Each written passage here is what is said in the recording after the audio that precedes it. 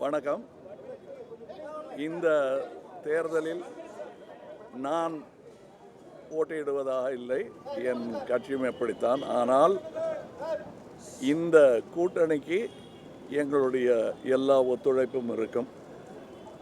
இது பதவிக்கான விஷயமே அல்ல, நாட்டுக்கான விஷயம் என்பதனால் நான் எங்கு கை குலுக்க வேண்டுமோ அங்கு கை குலுக்கி இருக்கிறேன்.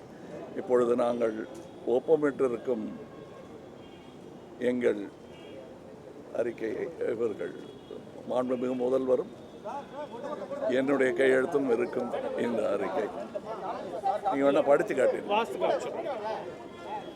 நாடாளுமன்ற தேர்தல் 2024 திராவிட முன்னேற்ற கழக தலைவர் திரு மு.க. ஸ்டாலின் அவர்களும் மக்கள் நீதி மய்யம் கட்சியின் தலைவர் திரு கமல்ஹாசன் அவர்களும் இன்று 9/3/2024 கலந்து பேசியதில் 2024ஆம் ஆண்டு நடைபெற உள்ள நாடாளுமன்ற பொது தேர்தலில் தமிழ்நாடு மற்றும் புதுச்சேரி உள்ளிட்ட நாடாளுமன்ற தொகுதிகளிலும் மக்கள் நீதி மய்யம் கட்சியின் சார்பில் தேர்தல் பிரச்சார பணிகளை மேற்கொள்வதெனவும் வருகிற 2025ஆம் ஆண்டு நடைபெற உள்ள மாநிலங்களவை அதாவது ராஜ்யசபா தேர்தலில் மக்கள் நீதி மையத்திற்கு ஒரு இடம் ஒதுக்கீடு செய்வதெனவும் முடிவு செய்யப்பட்டுள்ளது.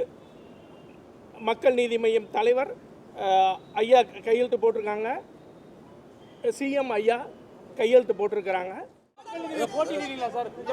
இல்ல, அதான் நான் முதல்ல அதான் சொன்னேன். எந்த சின்னத்துல போட்டியிட போறீங்க? உங்களுடைய முதல்ல சொன்னதை மறுபடியும் கேளுங்க.